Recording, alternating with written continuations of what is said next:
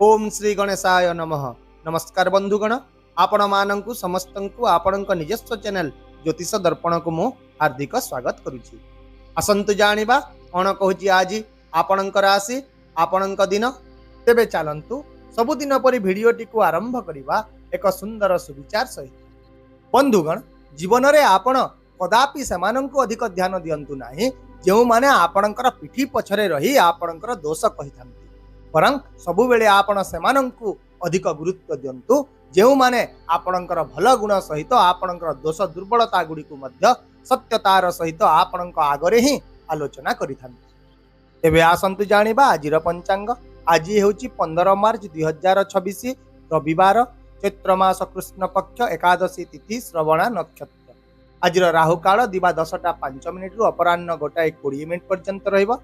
तेणु यही समय मध्य आपण कौन शुभ बा नूतन काम आरंभ करंतु नाही। सेहीपरि आजिर अमृत मुहूर्त अर्थात दिन सबुठारु शुभ समय सकाळ 7:10 रु 9:45 पर्यंत रहिबो, जहाँकि समस्त काम पई एक भल एवं शुभ समय हेबो। चंद्र आज मकर राशि रे एवं सूर्य मीन राशि रे गोचर करिवे।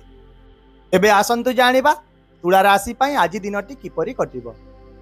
आज दिनटी तुला राशि लोकंक पई आत्मचिंतन एवं संतुलन बजाय रखिबार एक दिन हेबो। आज मन भितरे अभिमान किंबा आत्मसम्मान भावना अधिक रहिबो, जहाँ आपणक आचरण रे मध्य सामान्य कठोरता आनिदेबो। तेणु समस्त परिस्थिति रे आज आपण नम्रता एवं धैर्य बजाय रखंतु। जदि आपण आज निजर ज्ञान एवं विवेक को बुद्धिमान भाव में व्यवहार करिवे तेबे अनेक गुड़िए परिस्थिति आपणक सपक्ष रे आसीजिवो।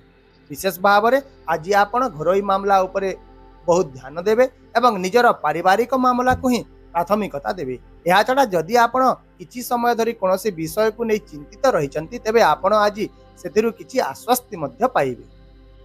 तेबे जानिबा दिनटी आपणक पई चाकरी, क्यारियर, व्यवसाय एवं शिक्षा दृष्टि किपरि कटिबो। तेबे कर्मक्षेत्र रे आज आपणक योजनाबद्ध भाव में काम गुडी को करिबाकू पड़िबो। आपणकर प्रतिभा एवं क्षमता आज कार्यक्षेत्र रे ध्यान आकर्षण करिबो। जदि आपण डिजाइनिंग, फैशन, कला किंबा गणमाध्यम भली सृजनशील क्षेत्र में जड़ित अछंती तेबे आज आपणकर अभिनव चिंताधारा को प्रशंसा करा जिवो।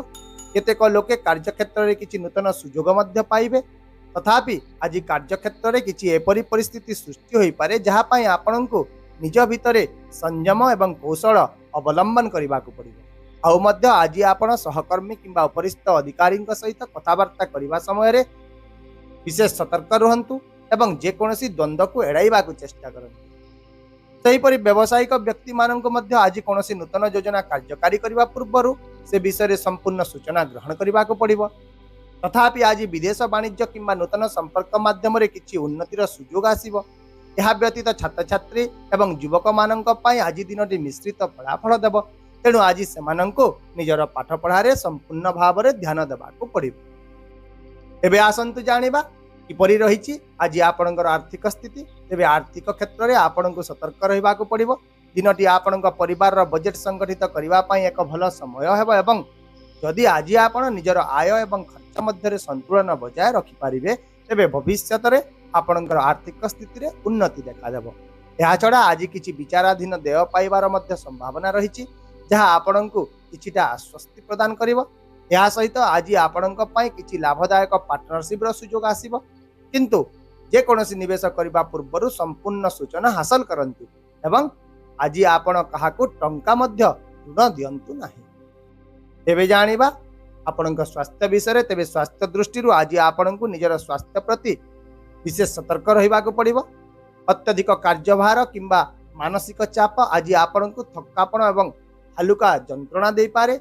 तेणु आपण आज पर्याप्त परिमाण रे विश्राम नियंतु, कठिन परिश्रम करंतु नाही, संतुलित खाद्य खांतु एवं नियमित दिनचर्या पालन करंतु। यह छड़ा जदि पूर्वरु आपणकर कोनोसी स्वास्थ्यगत चिंता रहिछि तेबे सेगुडी को आज धरी बसंतु नाही, बरं डाक्तरंक सह परामर्श करंतु।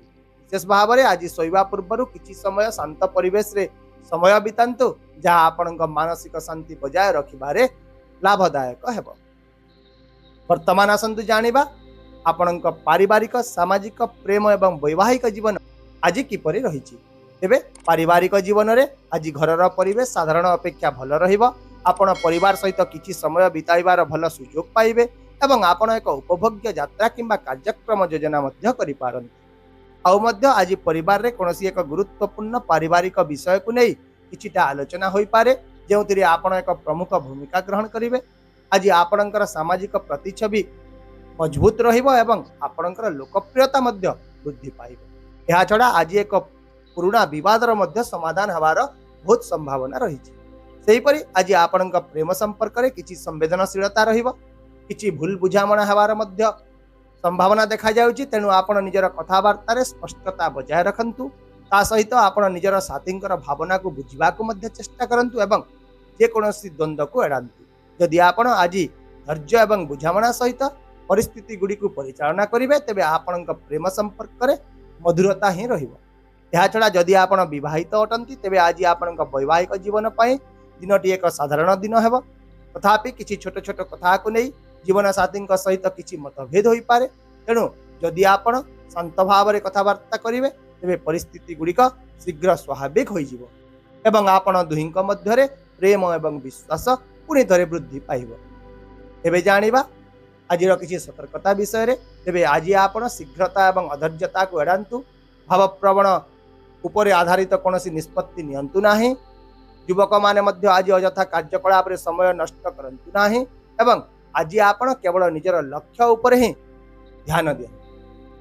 ତାହେଲେ ଆପଣଙ୍କ ପାଇଁ ଆଜିର ବିଶେଷ ପ୍ରତିକାର ହେଉଛି ଆଜି ଆପଣ ଭଗବାନଙ୍କୁ ସ୍ମରଣ କରି ନିଜର ଦିନଟିକୁ ଆରମ୍ଭ କରନ୍ତୁ ଏବଂ ମାଛମାନଙ୍କୁ ମଇଦା ଖାଇବାକୁ ଦିଅନ୍ତୁ। ଏହାଦ୍ୱାରା ଦିନଟି ଆପଣଙ୍କ ପାଇଁ ବିଶେଷ ଭାବରେ ଶୁଭ ରହିବ। ଆପଣଙ୍କର ମନରେ ସକାରାତ୍ମକ ଶକ୍ତି ବୃଦ୍ଧି ପାଇବ ଏବଂ ଆପଣଙ୍କ ଭିତରେ ଶାନ୍ତି ମଧ୍ୟ ଆସିବ। ଆଶା କରୁଛି ଭିଡ଼ିଓଟିକୁ ଆପଣ ସକାରାତ୍ମକ ଚିନ୍ତାଧାରା ସହିତ ଗ୍ରହଣ କରିବେ ଏବଂ ଆପଣଙ୍କର ଦିନକୁ ଆହୁରି ସୁନ୍ଦର କରିବେ। ଯଦି ଆପଣଙ୍କୁ ଆମର ଏହି ଭିଡ଼ିଓଟି ପସନ୍ଦ ଆସିଲା, ତେବେ ଦୟାକରି ଭିଡ଼ିଓଟିକୁ ହାଇପ୍ କରନ୍ତୁ, ସେୟାର କରନ୍ତୁ ଏବଂ ଆପଣଙ୍କର ମୂଲ୍ୟବାନ ମତାମତ କମେଣ୍ଟ ବକ୍ସରେ ନିଶ୍ଚିତ ଭାବରେ ଜଣାନ୍ତୁ। ତା ସହିତ ଆମ ଚ୍ୟାନେଲକୁ ସବସ୍କ୍ରାଇବ୍ କରିବାକୁ ମଧ୍ୟ ଭୁଲନ୍ତୁ ନାହିଁ, କାରଣ ପ୍ରତ୍ୟେକ ଦିନ ଆମେ ଆପଣଙ୍କ ପାଇଁ ଆଣିଥାଉ ସଠିକ୍, ସହଜ ଏବଂ ନିର୍ଭରଯୋଗ୍ୟ ରାଶିଫଳ।